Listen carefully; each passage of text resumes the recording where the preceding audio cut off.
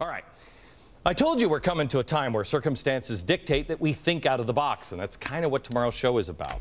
But we're not the only ones that know this. My happy solution I was going to talk to David about, and I will in the coming days, I favor cutting taxes, and I mean dramatic, not like Bush stuff. I mean dramatic, and dramatic spending cuts like, oh, I don't know, Calvin Coolidge. But the other side's ideas are not really about even spending less. They are a massive expansion of government and the redistribution of wealth. Americans are not prepared to accept, I don't think, really either of these ideas, but less prepared to accept a Marxist kind of country. We've sort of been conditioned over the past couple of 100 years to be a tad skeptical of government power. So to implement these radical ideas, you have to do one of two things. One, you can wait for a crisis and then force it down everybody's throats in a panic or some sort of nuclear option. For that, you need to have radical thinkers very close to you that already have developed these plans and can jump in at a moment's notice. When there's an emergency, you jump in. The second way is to do it bit by bit, to constantly mainstream these radical ideas over a long period of time until they don't really sound so crazy anymore. This is the foundation of the glorious return today of Van Jones. Do you remember him? Everybody's favorite self-described communist revolutionary is now on his comeback tour. We know his views are radical. We've covered them here endlessly. The Van Jones social calendar, however, has been packed lately. He's just made a speech at Columbia, which is really no big deal. They'll let any dirtbag speak there. After all, wasn't the president who ran there? Yeah. But then Jones made a speech at Phillips Exeter Academy in New Hampshire. What could possibly make a parent happier than their high school-aged child hearing an address from a disgraced revolutionary? Is that part of the No Truther Left Behind program? I don't know. Next up, Jones gets the NAACP Image Award, one of their highest honors. Now, usually this thing goes to people who have accomplished something, champions like Serena and Venus Williams, people who have broken barriers like Condi Rice, or somebody really, really big like the first black president.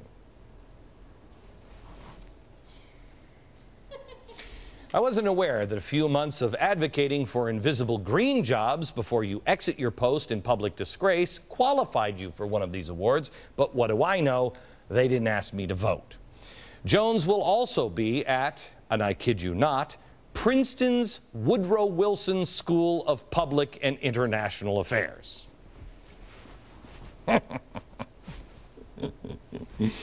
Oh, it's kind of a Glenn Beck program 5 o'clock smart joke. Woodrow Wilson and Van Jones, who would have seen that one coming? He's going to be hanging out with Senator Kirsten Gillibrand from New York. Whoa, we should ask her, as a New York senator, how she feels about the government blowing up the World Trade Center.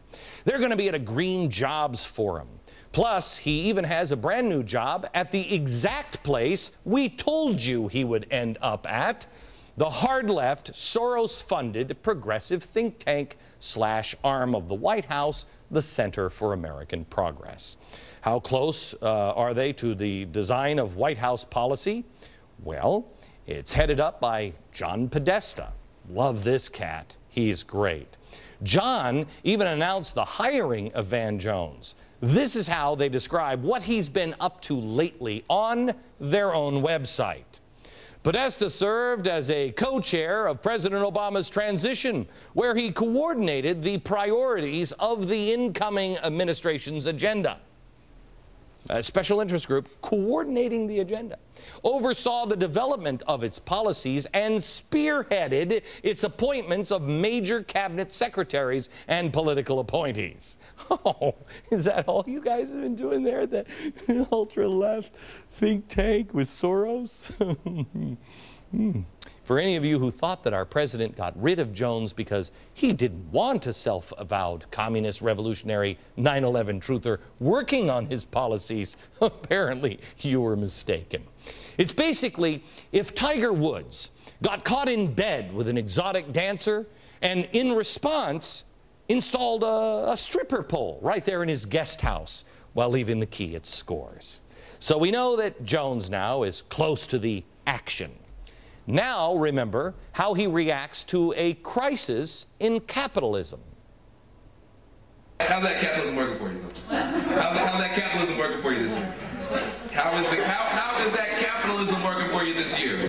Okay, he doesn't like it, and that's the attitude. We have to look at other things because that evil capitalism isn't working out for us.